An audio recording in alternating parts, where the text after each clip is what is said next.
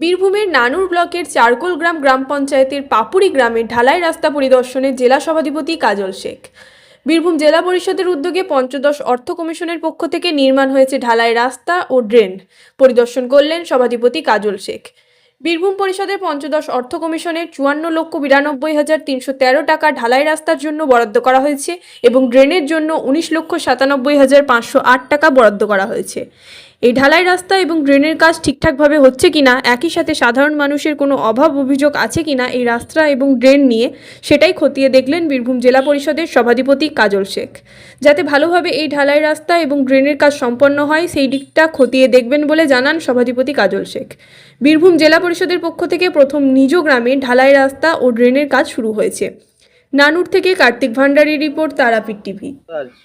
রাস্তা পরিদর্শন করতে এলেন, কি দেখলেন? এটা বীরভূম জেলা পরিষদের 15 ফিনান্সের রাস্তা।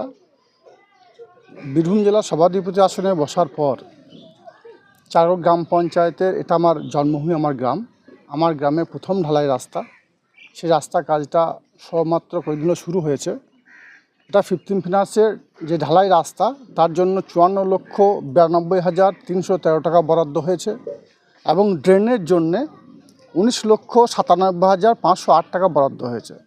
সেই কাজটা চলছে এবং গ্রামের মানুষকে বলেছি 100% কাজ যেন বুঝে নেয়। গ্রামের মানুষ সেইভাবেই কাজ বুঝে নিচ্ছে এবং সেটা তদারকির জন্য, দেখভাল করার জন্য একবার আমি এসেছিলাম। কত কিলোমিটার রাস্তা?